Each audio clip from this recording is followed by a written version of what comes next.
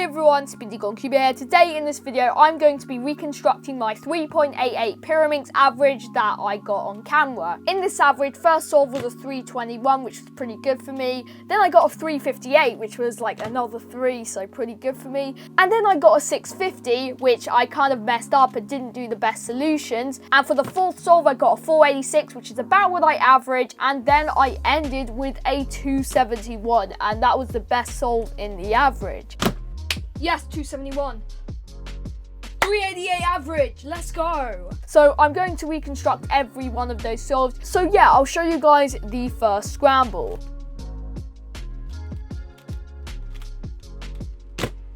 Alright, and this was a scramble which I got on my first solve of the average 3.21 seconds, which was my best counting solve in the average. And I actually got lucky here because we only had one tip that we needed to solve. But one of the great things that I noticed is that there was this big block over here, and what that meant is that I could preserve it. I then noticed in inspection time that I could do a U-move like that to pair up this block. So when I noticed that, I was able to plan my entire V during inspection time. So all I had to do was start the timer, and what I did in this solve is I paired it up and then I connected them both together. Once they were connected together, instead of inserting this piece in like that, I wanted to preserve this red and green block, so I moved it down, then moved it over, and then I moved it back up. And that was a quick way of solving my V. Now I actually got kind of lucky with the last layer because we already had this edge solved, so that was just a simple last three edges algorithm, which happened to actually be one of the best ones. So I noticed this green and blue needed to go over here, so I just moved it over like so.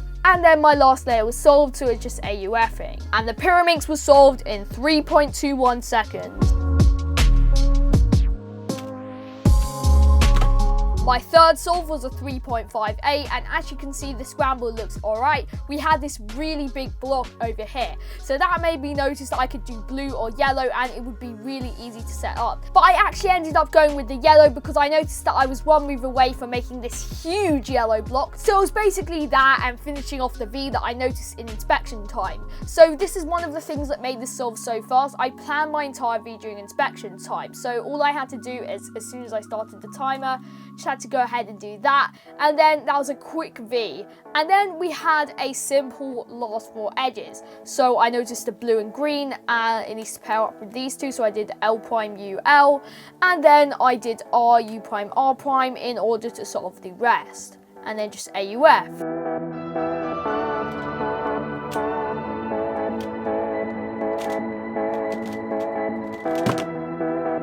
Solve 3 I kind of messed up on and got a 6.5, but I'll still show you the reconstruction anyway. Now this scramble didn't have any blocks that were already solved, so that meant I had to build them myself, which is probably why the solve wasn't as good, because my V did take a little bit longer. So in inspection time, I noticed the red and yellow piece can align with the center. That would create a block. That's pretty much what I noticed in inspection time, so I decided to go ahead and do the yellow face. So what I did is I solved these two tips as I solved this yellow, and then I solved this yellow, and then I solved that yellow. Now that didn't completely solve my V because I still had like this piece which was unsolved, so then I solved the blue by rotating and doing L U L prime in order to solve it.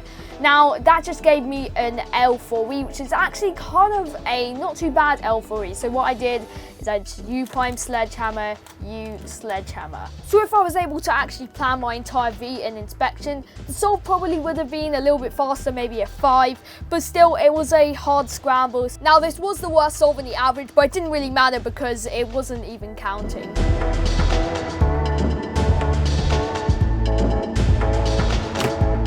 For solve 4, I got a 486, and this scramble was actually really nice because we already had a block solve, and as you can see, in one move like that, we get a second block. So that was a one move and we get 2 blocks solved. Yeah, that was a really nice scramble. So I was able to predict my V easily in inspection. But anyway, I'll show you guys exactly how I did the V. So to do the V, what I did is I solved this tip while solving this to make sure that these 2 bars are solved. And then I noticed this blue over here, and I could just connect them up and connect this one over to here, and that was a quick and easy V. When we got to the last layer, I did it kind of inefficiently. So what I did is I solved the yellow and red, not noticing that as I would solve it, the blue would be solved in its position. And this last two edges cases really isn't good. You have to do sledgehammer, like 2 sledgehammers to solve it, which is not super finger trick friendly. If I had actually noticed that this blue was coming in, I probably would have done something like L prime U prime L in order to preserve that, and that would have only gave me a sledgehammer, which would have been quite nicer to finger trick and possibly could have made the solve faster. But anyway, high 4 seconds is about what I average, so I'm pretty happy with that solve. Yes, 271. 388 average, let's go. And the last solve was the best solve in the average, 2.71 seconds. The scramble was so easy for this solve, so that's why I did it so quickly. In this solve, I didn't really do anything advanced. It was just a super easy scramble, so I think this would be great to reconstruct in case these easy scrambles happen to you. Now, what makes this scramble so great is that we get a 1 move V on yellow and red, so I decided to solve the red V. So all I had to do was do this, but I didn't do that straight away because in inspection time I actually was able to notice the L4E case, and guess what it was? It was the luckiest L4E case. Like, I don't know if you guys can see, but once we solve the red V, this green and yellow piece will come up here, so that all we'll have to do is just match up this blue and yellow. It's literally going to be a 3-move insert, which is super easy.